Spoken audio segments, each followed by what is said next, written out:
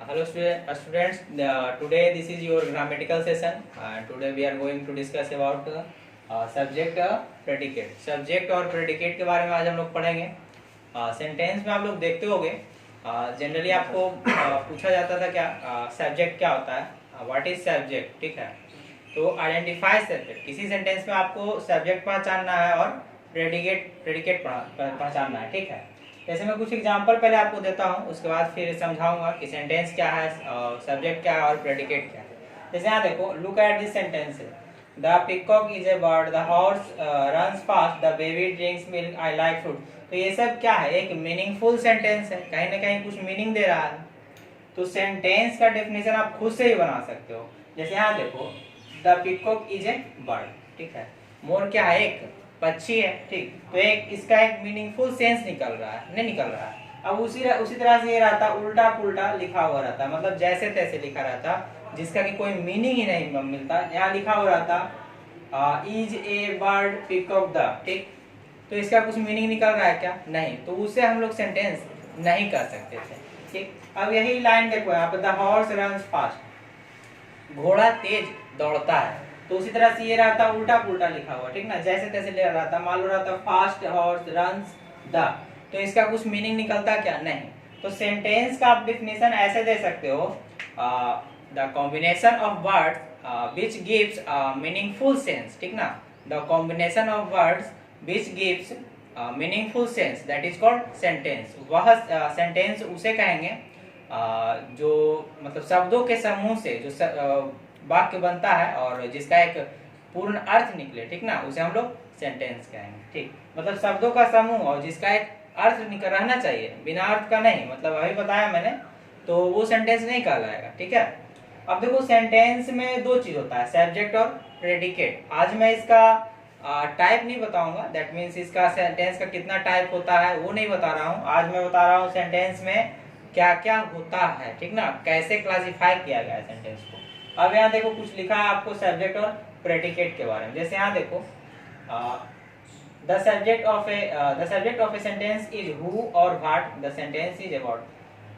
जैसे यहाँ देखो, किसी भी सेंटेंस में आपको ये पता करना है कि इसमें सब्जेक्ट है कि नहीं, तो आपको हु और व्हाट से क्वेश्चन पूछना पड़ेगा. ठीक ना, सेंटेंस में ही आपको कौन और क्या से क्वेश्चन करना पड़ेगा, तब आपको जवाब मिलेगा कि किसी सेंटेंस में सब्जेक्ट है कि नहीं. जैसे यहाँ देखो, आई लाइक फ्रूट. ठीक, मैं फल पसंद करता हूँ. ठीक, तो यहाँ पे पूछ रहे हैं, एक क्वेश्चन पूछते हैं, कौन फल पसंद करता है, तो मैंने हु से क्वेश्चन किया ना, इसके लिए कौन फल पसंद करता है, तो मैं. तो आई क्या हो गया यहाँ पर, सब्जेक्ट हो गया. ठीक ना, द बेबी ड्रिंक्स मिल्क. ठीक ना, बच्चा दूध पीता है. तो यहाँ से मैं हु से कर सकता हूँ कौन पीता है. ठीक ना, तो बच्चा पीता है. ठीक ना, द बेबी क्या हो जाएगा, आपका सब्जेक्ट हो जाएगा. ठीक ना, आप सब्जेक्ट का डिफिनेशन ऐसे भी दे सकते हो, doer of an action is called subject. Doer of an action is called subject, मतलब काम करने वाले को क्या कहेंगे, कर्ता कहेंगे. ठीक ना, जैसे यहाँ देखो, सब्जेक्ट प्रेडिकेट का कुछ क्लासिफिकेशन किया गया है. जैसे मैंने शुरू में पढ़ा था, the peacock is a bird.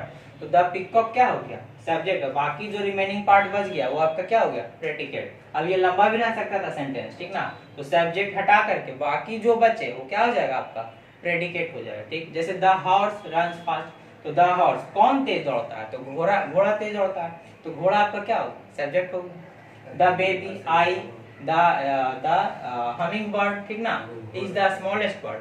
तो इसमें पूछा जा रहा है क्या से क्वेश्चन इसमें हम कर सकते हैं, कौन सा ऐसा पक्षी है, क्या है जो सबसे छोटा है. तो हमिंग बर्ड क्या है, आपका सबसे छोटा पक्षी है. ठीक ना, तो हमिंग बर्ड आपका क्या हो गया, सब्जेक्ट. बाकी जो बचा वो क्या हो गया, प्रेडिकेट. सिंपल वे में. अब याद रखो, sentence has two part, subject and predicate. अभी जैसा कि मैंने बोला वही है. अब देखो, the subject is the name of a person, animal, thing, place, what that we speak about in the sentence. Subject कुछ पर्सन का नाम हो सकता है, एनिमल, थिंग का नाम हो सकता है, जो हम सेंटेंस में बोलते हैं. ठीक ना, प्रेडिकेट क्या होगा, the predicate is a part of sentence that says something about the subject.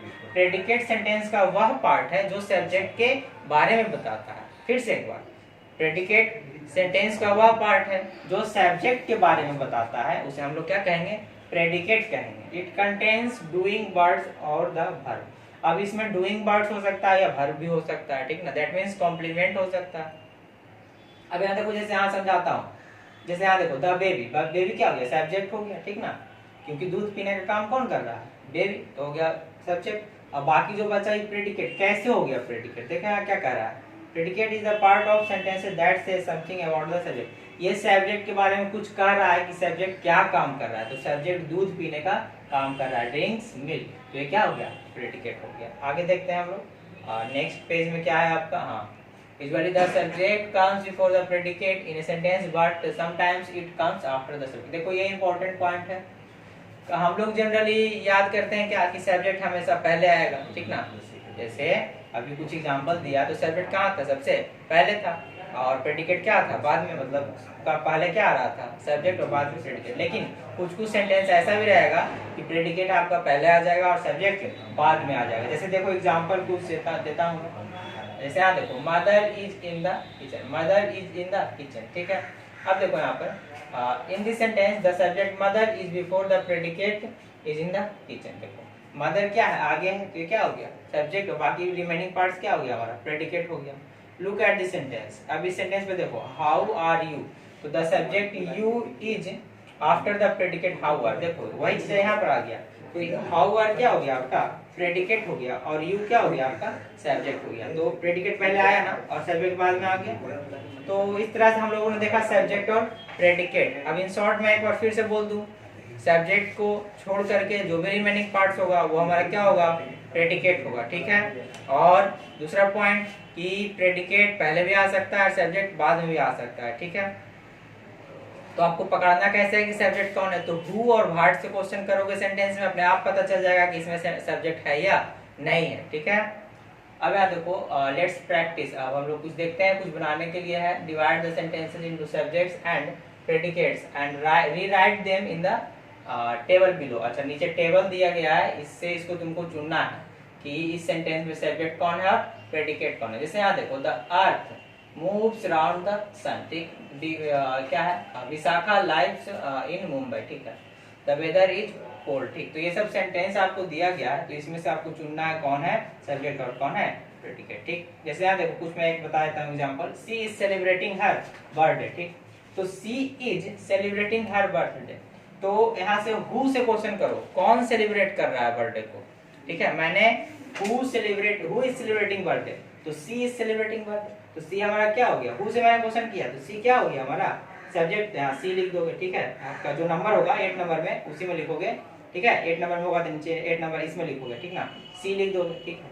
अब जो बच्चा इज सेलिब्रेटिंग हर बर्थडे, तो इज सेलिब्रेटिंग हर बर्थडे यहाँ आ जाएगा, इज सेलिब्रेटिंग हर बर्थडे, ठीक है। तो इसी तरह से आप पूरा बनाओगे। अब और भी पेज है क्या, हाँ, यहाँ देखो, match each subject to this to its predicate to make the complete sentence, then rewrite the sentences in the space provided below। देखो सबसे पहले आपको मैच करना है, ठीक ना, फिश किसके साथ जाएगा, पेंगुइन किसके साथ जाएगा, द सन किसके साथ जाएगा। तो ये तो आप खुद से भी कर सकते हो, इसमें तो कोई दिक्कत नहीं है। Then rewrite sentences in the space provide. अब जो ये स्पेस प्रोवाइड किया गया है ना, उसको लिखना है इसमें, ठीक है। इसमें मैचिंग कर लोगे, फिर पूरा जो सेंटेंस आपका बनेगा उसको यहाँ लिखोगे, ठीक है। तो आप बना सकते हो। जैसे एक बताता हूँ, the Yamuna is a river, तो the Yamuna is a river 10 number में आप लिख दोगे the Yamuna is a river. और भी है क्या, नहीं, ये आपका लास्ट पेज था। तो ये जो आपका है ये सब्जेक्ट प्रेडिकेट का आपको पीडीएफ मिल जाएगा व्हाट्सएप पे, आप लोग बनाओगे और इसका आंसर भी हम लोग भी प्रोवाइड कर देंगे, और इससे अलग क्वेश्चंस भी आपको मिल सकता है, आप प्रैक्टिस करोगे, ठीक है। तो थैंक यू सो मच।